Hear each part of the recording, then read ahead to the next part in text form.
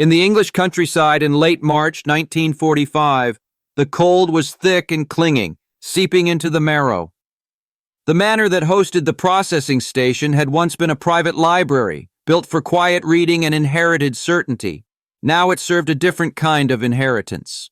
Draftsmen's tables and oak bookcases had been pushed aside to make space for long workbenches.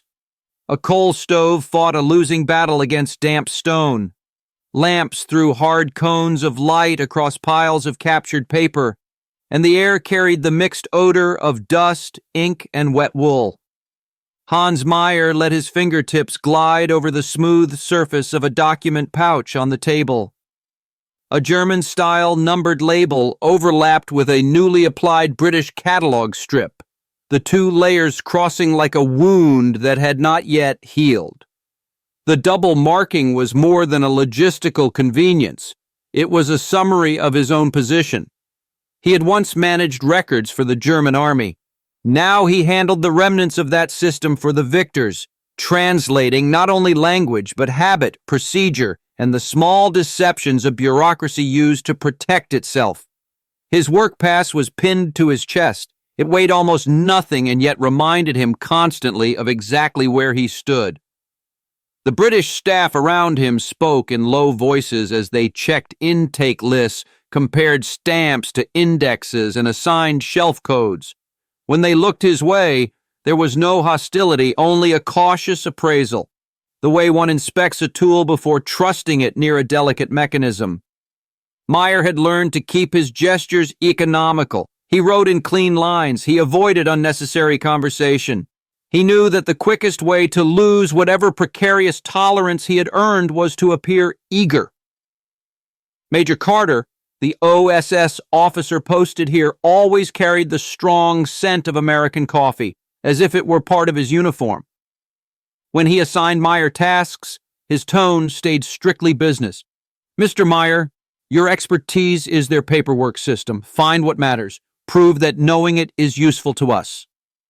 Value and usefulness were the only currency that traveled safely across the ruined border between enemy and employee. Meyer felt the weight of it in every breath. He was paid to recognize patterns and to deliver those patterns without dramatics. A newly transferred batch of crates was marked. Army High Command, Special Personnel, Medical Association summaries. Most of it looked like what he expected from a collapsing bureaucracy. Mixed formats, missing attachments, pages that had been removed and reinserted, dates corrected in pencil. One dossier, however, stood out at once. Its label was crisp, its binding tight, its index almost obsessively complete. Erwin Rommel, documents related to the July 1944 injury assessment through the October death notice. It was too perfect. The chaos of the front, the haste of hospitals, the usual bureaucratic delays and corrections. Here they were almost absent. A file produced in wartime normally carried its own turbulence. Carbon copies with blurred margins, rushed handwriting, stamps applied at angles, contradictory notations that no one had time to reconcile. Those flaws were not defects to an archivist.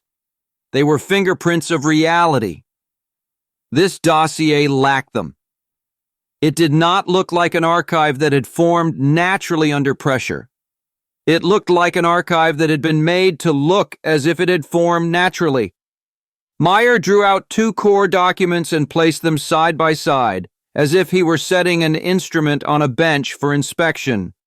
One was a copied injury assessment summary, drafted at a field hospital after the July 17, 1944 air raid. It noted a skull fracture, bone fragments embedded in the cranium, orbital damage, and concluded, "Severe but not immediately fatal, requires prolonged recovery."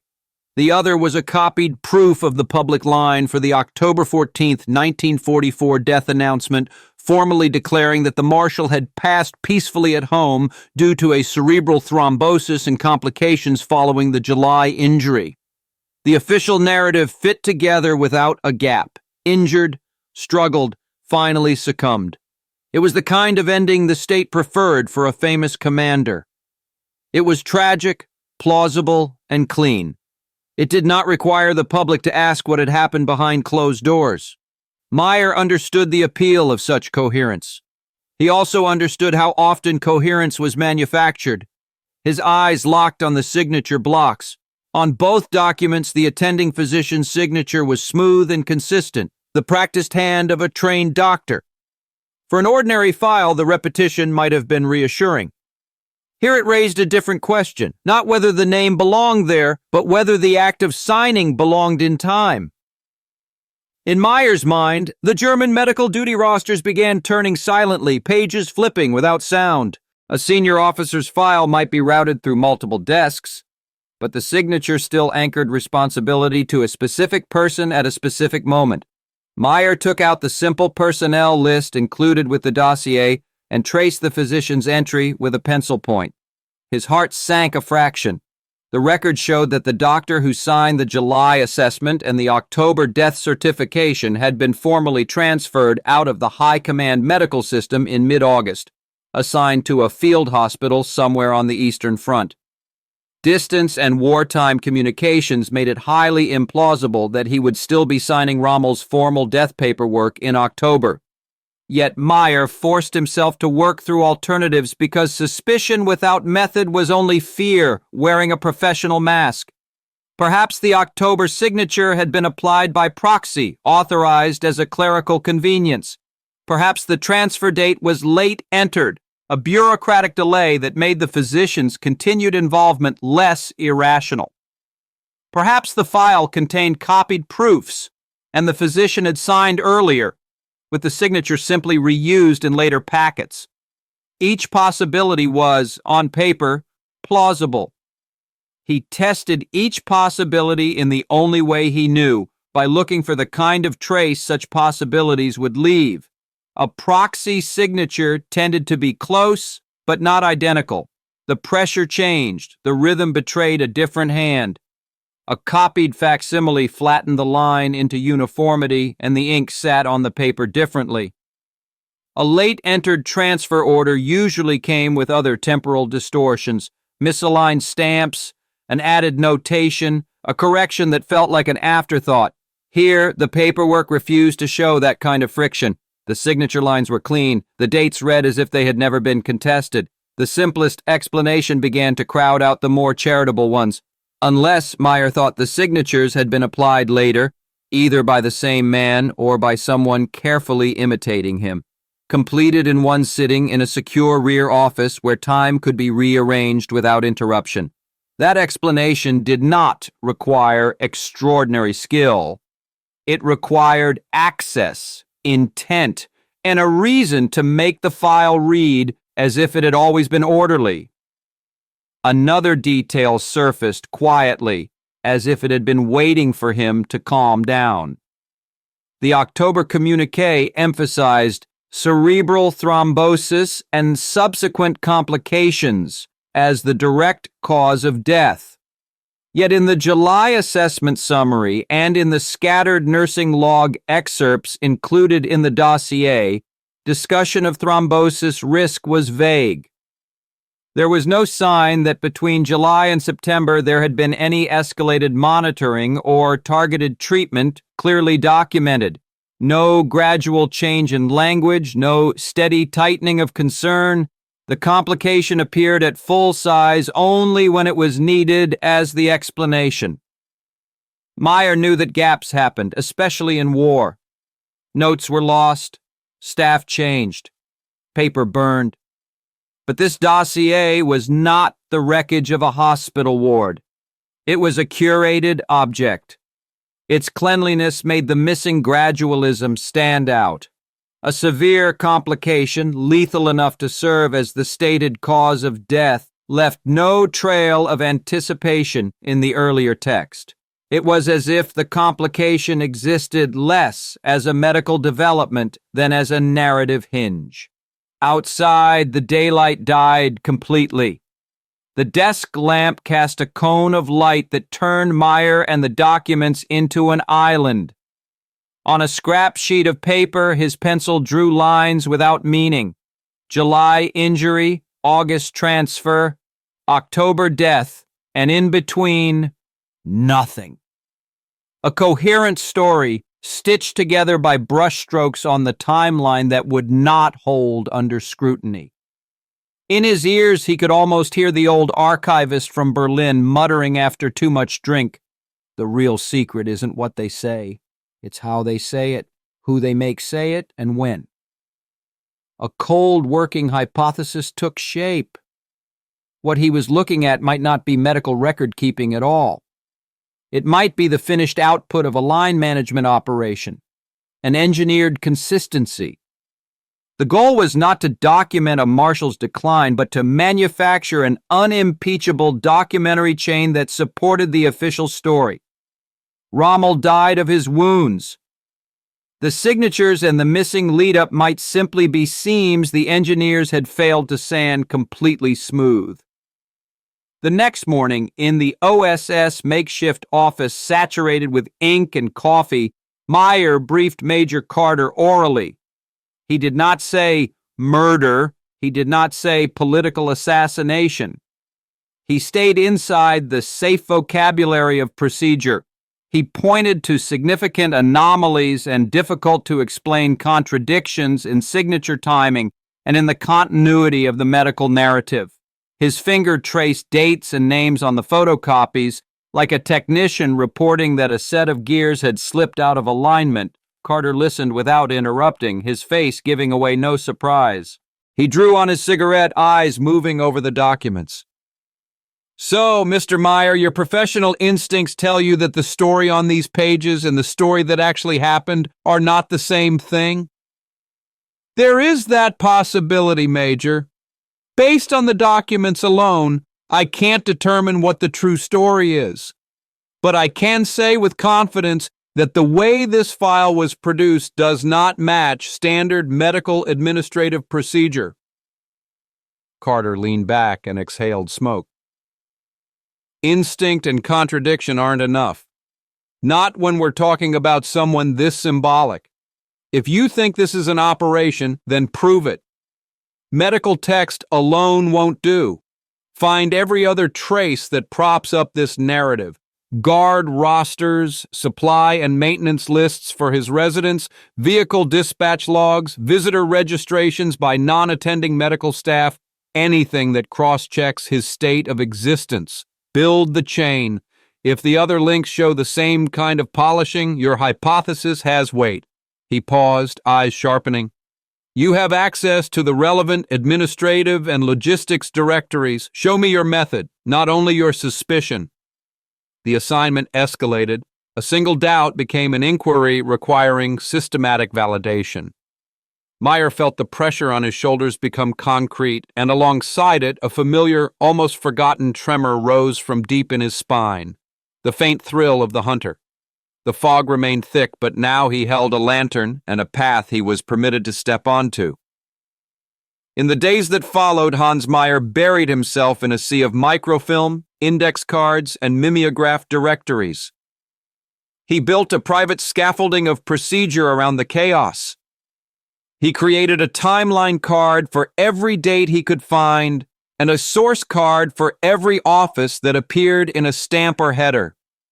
He marked which documents referenced one another and which spoke in isolation. He devised small categories of language: concrete, clinical, administrative, euphemistic.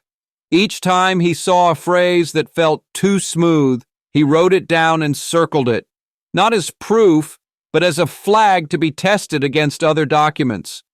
Under the path Carter authorized lay a mountain of paper, payroll and organizational tables for the 7th Company of the Guard Detachment, maintenance and fuel supply lists for the suburban Berlin house assigned to Rommel, fuel consumption and repair records for a handful of staff cars attached to the high command vehicle pool, and a stack of visitor registries scrawled in hurried hands, kept by medical personnel who were not part of the core attending team.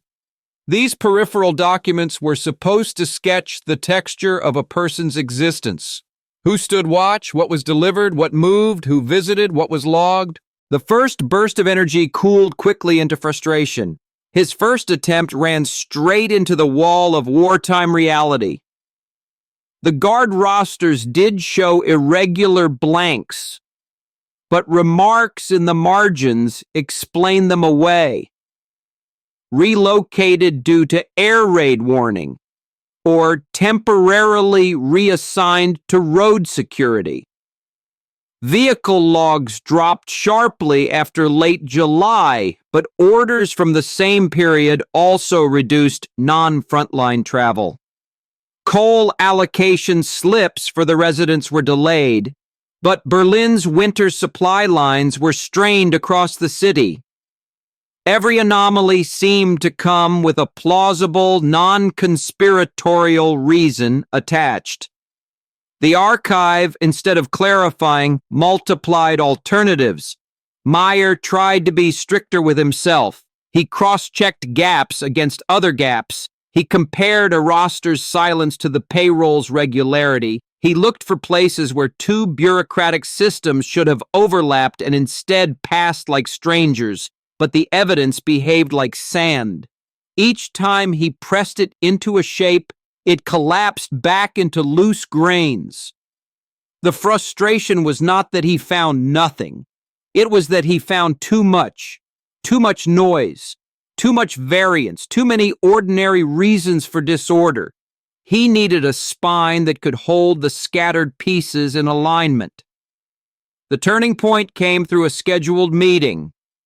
The subject was a defected German army doctor, not Rommel's attending physician, but someone who had served within Berlin's upper-tier medical network.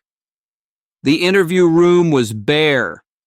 The wooden chairs still had rough splinters where they hadn't been sanded clean.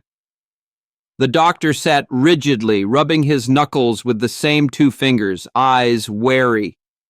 He carried the guarded fatigue of a man who had watched language become a weapon and then had been asked to pretend it was still only a tool. Meyer did not ask about Rommel directly. He asked instead about the system itself, because systems were easier to expose than men.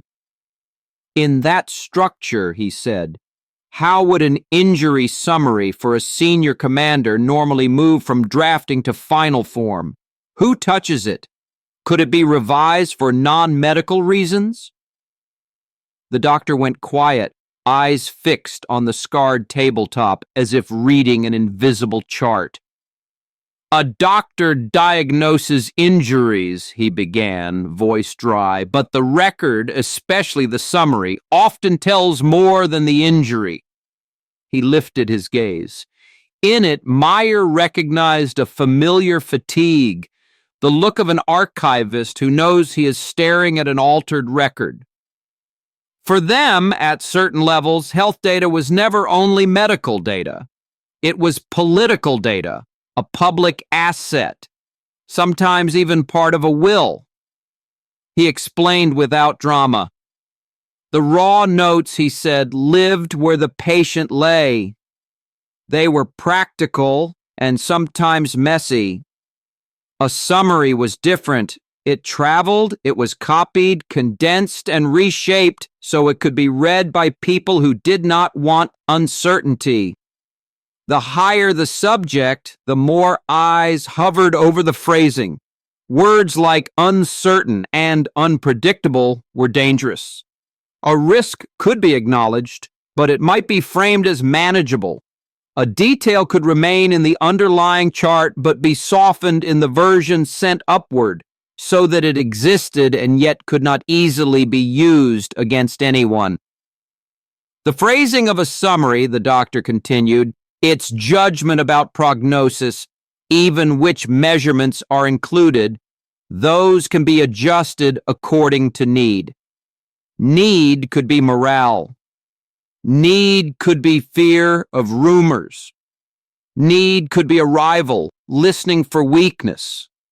He did not name any specific officials. He did not have to.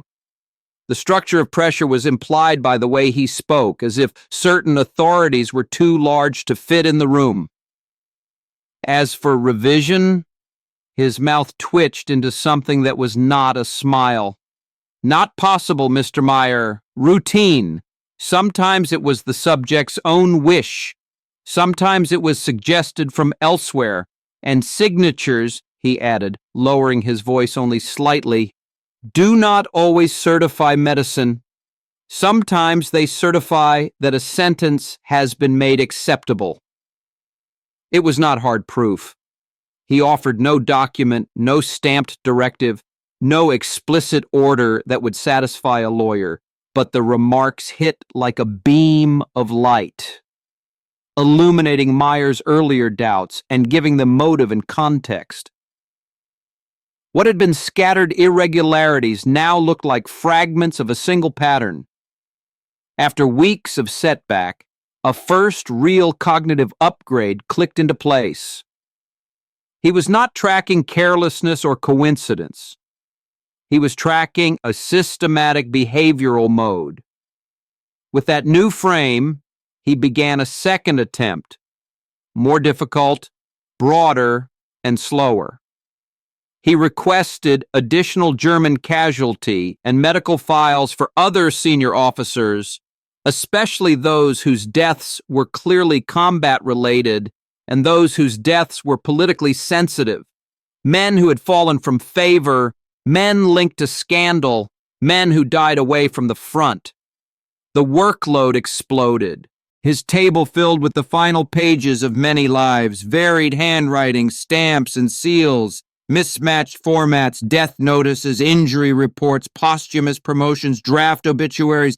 Paper became a forest of ink, a grief-stricken ecology of official endings. At first, comparison only deepened the confusion. Each file looked unique. Combat losses varied wildly. There seemed to be no single template. For days, Meyer stayed hunched over reels of microfilm until his eyes burned and his fingertips stung from the sharp edges of index cards. Then he forced himself to stop chasing content and step back to study style. A pattern emerged, faint as a shape in fog.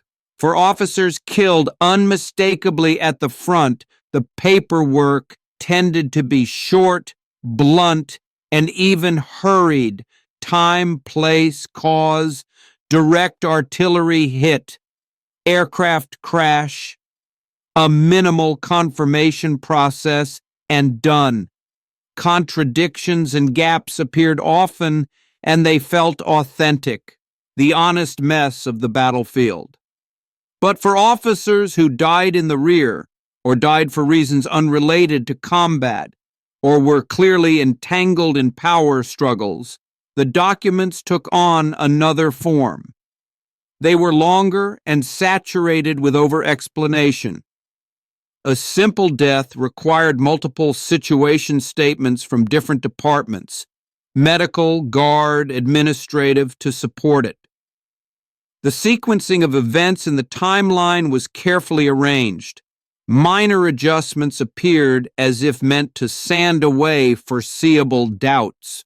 The descriptions of cause avoided blunt words that might invite inference and instead relied on complex medical language or a soft, composite phrasing. Most telling of all, the level of tidiness and completeness rose as the political sensitivity rose, as if the file had been handled after the fact by an unseen hand. Rommel's dossier belonged to this second category without question. And its level of refinement, the way its parts strained to maintain a surface harmony, far exceeded the other cases Meyer had examined. This was no longer only a possibility or a hypothesis. He was staring at a repeatable documentary mode, a bureaucratic tool used to package political deaths. Rommel's death was not a medical event. It was a political event that required an entire rhetorical apparatus of record-keeping to wrap it into something medically inevitable. He reported these findings to Carter again, along with a concept he could not avoid: two Rommels. One was the man of flesh and blood. The other was a symbol maintained by an archival operation preserved for propaganda. On a chalkboard, Meyer sketched a diagram comparing the two documentary styles, then pointed to the features that marked Rommel's file. Carter listened closely. This time, a clear flicker of approval showed in his eyes. Pattern recognition, he said. That's stronger than a single anomaly. You're using their system's logic to back-solve their behavior. That's valuable. He paused, then tightened the screw. But Mr. Meyer, this is still indirect evidence. It's inference. Elegant inference, but inference. To establish this as an operation rather than a collection of minor edits, we need something more concrete. Can you find a trace that the adjustments were coordinated top-down? A document that shows instruction or process or even a marginal footprint of revision? The demand rose again. He had moved from finding contradictions to building a model of method. Now he needed to touch the engine itself, the who and why behind the pattern. Meyer felt he was closing on the core, and Carter's words cooled his confidence into discipline. Yes, he had rebuilt the how. He still lacked the central sketch that proved who decided and how that decision traveled through the system. The investigation entered its narrowest corridor. When a new shipment of captured papers arrived, the manor filled with the familiar smell of old paper dust and damp wood. Meyer's work had become mechanical: verify the index, classify by priority, flag anything that touched the senior leadership or sensitive operations. Hope was a thin ember. He refused to blow on it.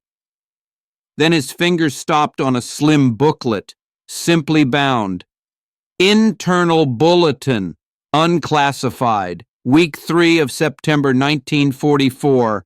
Health status of certain senior officers related to high command.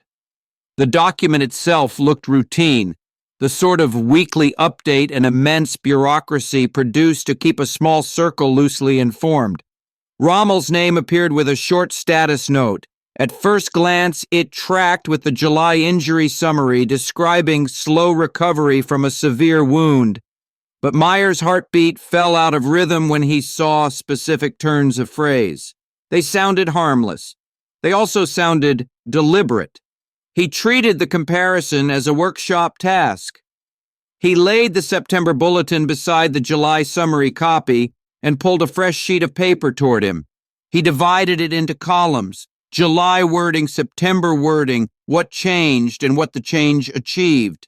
He compared not only the meaning but the direction of the language, the way a craftsman compares two cuts of wood and notices where the grain has been guided.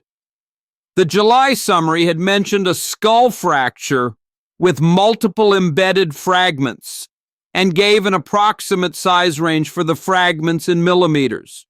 The September bulletin stated only, condition following head trauma, residual fragment impact persists. The measurement vanished. The sharp edge of specificity was filed down into a broad phrase that carried weight but not geometry.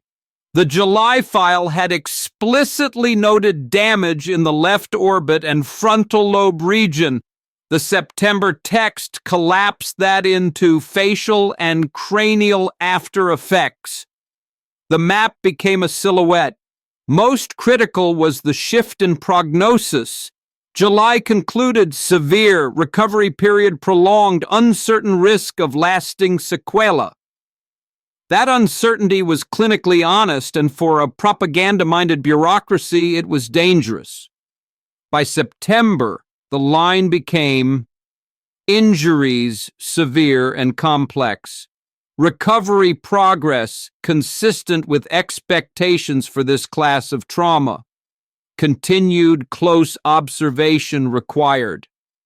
The risk remained, but it was contained. Uncertain became consistent.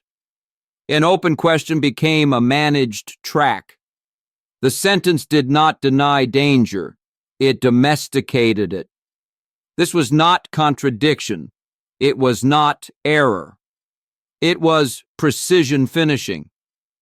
As if the raw July record had been placed under a lamp and traced carefully, and in that tracing, details that were too sharp, too exact, too likely to cause future complications had been deliberately blurred, while the main impressions of severe and recovering were reinforced and nested inside a reassuring medical frame.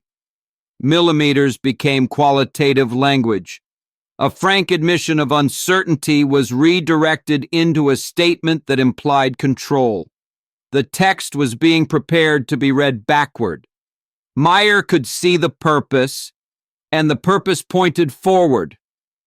If in October the public line needed to be succumb to wounds, then the preceding months had to sound like a slow, medically coherent approach toward that end, not a recovery interrupted by something sudden and unexplained. The September bulletin laid down a ramp, making the final announcement feel less like a decision and more like an inevitability.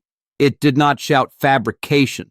It did the subtler work of making fabrication unnecessary by erasing where doubt would naturally gather. This was the production floor of the line management operation, and the mold was still warm. The bulletin did not say forgery, but it displayed the process, turning raw fact into narrative through controlled adjustment.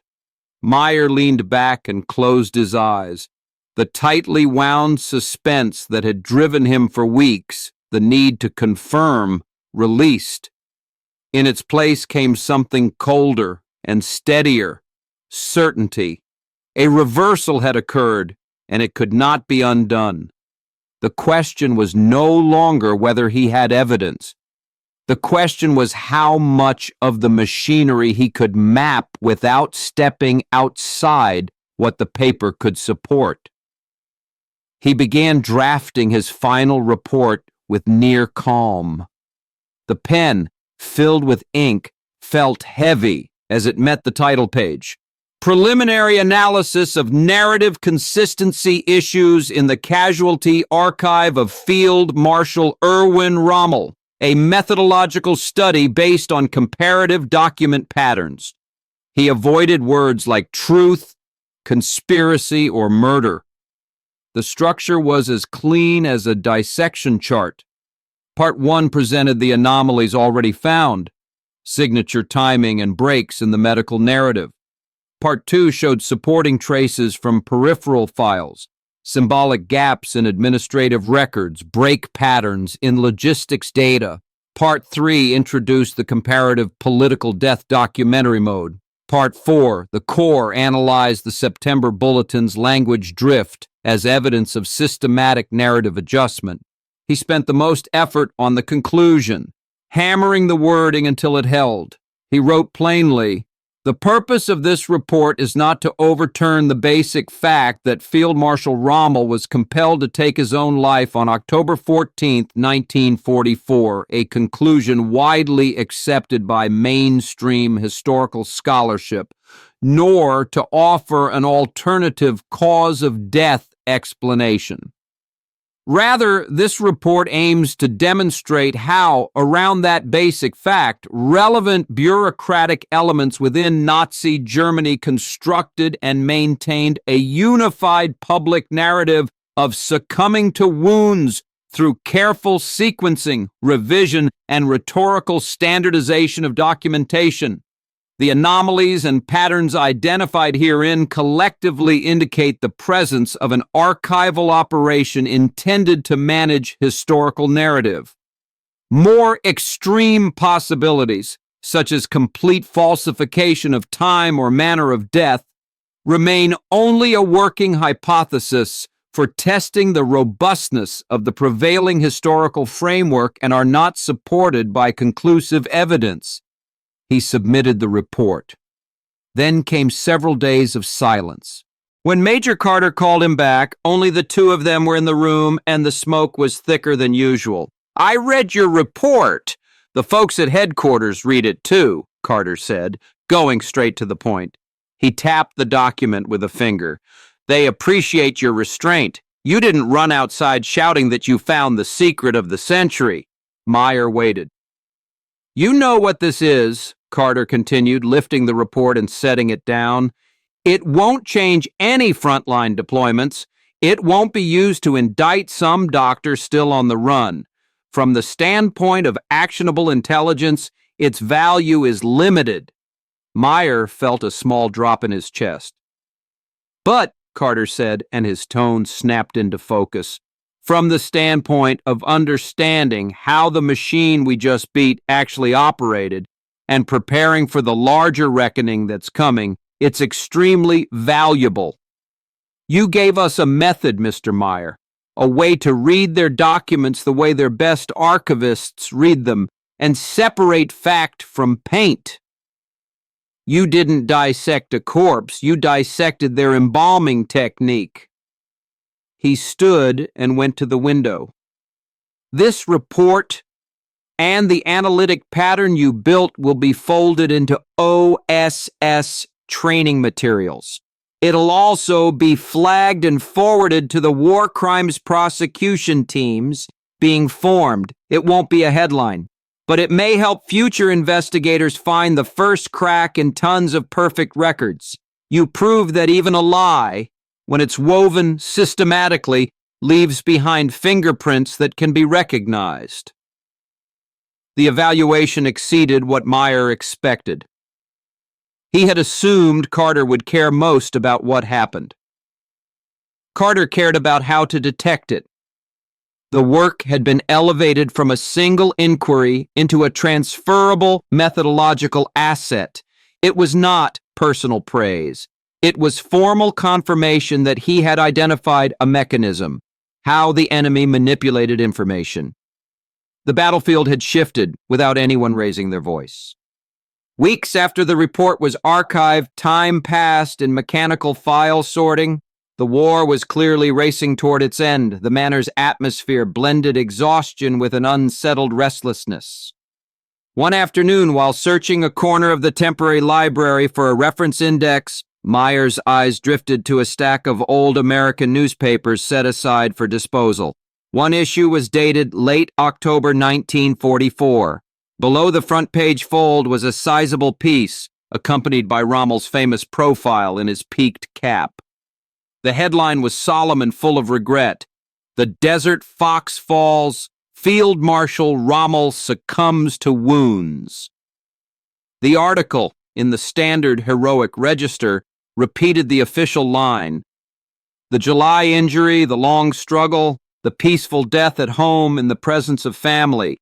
It mentioned Hitler's personal condolence message, the grand state funeral, the incalculable loss to Germany's army and nation.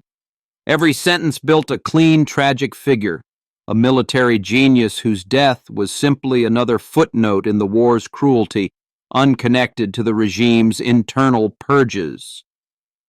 Meyer held the paper. He could feel the rough grain of the newsprint and the faded smell of ink. He read the familiar phrases: succumb to wounds, brave struggle, national loss. And now they triggered no grief, no admiration, no outrage. They triggered technical details, the September Bulletin's adjusted language, the death certificate signature that appeared as if by miracle after the doctor's transfer, the standardized blanks in administrative logs. The public symphony of narrative grandeur sat beside the private noise of revision and omission. The result was not fury, it was a huge, suffocating absurdity. History had split into two layers. One was the smooth text for reading, mourning, and quotation. The other lay in the depths of the archive, drafts refined, transitions painted over, narrative reassembled by the pen of power. He knew the second layer was closer to how things actually worked. He also knew it would, most of the time, remain silent. In that moment, emotion did not burst into tears or speech.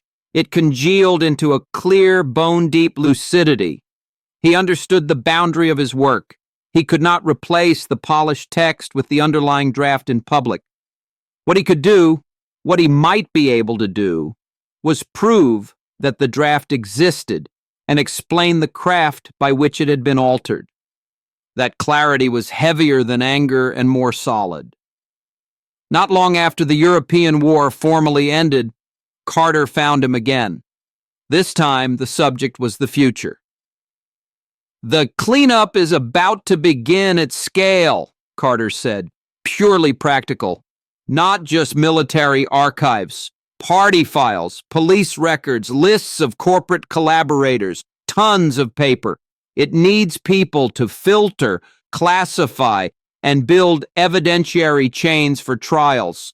We need German speakers who understand their bureaucratic code and know where a document might lie. It's not as detective-like as what you've been doing. It's more like brickwork. You take fragments and make a pattern a court can use." He looked at Meyer. "Interested? Moving from analysis points to evidence assembly." Meyer didn't answer immediately. He thought of the newspaper. He thought of the feel of the paper under his fingers when his eyes caught the contradictory signature. He thought of the intellectual jolt of finding a pattern in thousands of fragments. The allure of the puzzle was strong. It was personal, insight and conquest. But what Carter described was different. Collective construction instead of solitary discovery. Not questioning a single narrative, but providing bricks for establishing basic fact. "I think so, Major," Meyer said at last, voice steady. "But I have one request." "Go on." "In the Rommel dossier I handled, can we keep a complete set of copies, including the contradiction annotations and the pattern analysis appendix, not as a private keepsake, as a methodological sample? A teaching case that shows what a line management operation can look like." Carter studied him for a few seconds, then nodded. "Yes, as reference material for your work going forward. That's professional." The paperwork moved quickly. On his last night in the country manor, Meyer sat at the workbench as it was being cleared and opened the familiar dossier box one final time. He removed his own analysis report and on the blank space of the title page added a single handwritten line. "Case A. Maintenance of a symbol, the Rommel archive." Then he placed it back with the other documents, carefully inside a new file pouch of his own. Blank, unmarked, waiting. The next day, in a new office, he received an employment contract and a confidentiality agreement he had to sign. The pen was office issued. The nib slightly too broad. When he wrote his name on the line, Hans Meyer, the point scratched softly across paper, the feel firm and certain. The fog of the past months, the searching and shock and cold understanding settled into that forward stroke. He was no longer a solitary man looking for an answer in the seams of history. He was a component in a large and necessary operation, a cleaner, a bricklayer, a craftsman trying to anchor small pieces of verifiable fact in the rubble of cultivated lies. Sunlight fell across the new desk, empty and waiting to be piled with fresh documents. Beside his hand stood the pouch labeled Case A, silent as a compass needle, pointing back toward darkness already exposed and forward toward an endless, granular routine of resisting the void. The war's outcome was decided, but another war, longer and finer, fought over memory, evidence, and truth, was only beginning. He had found his position.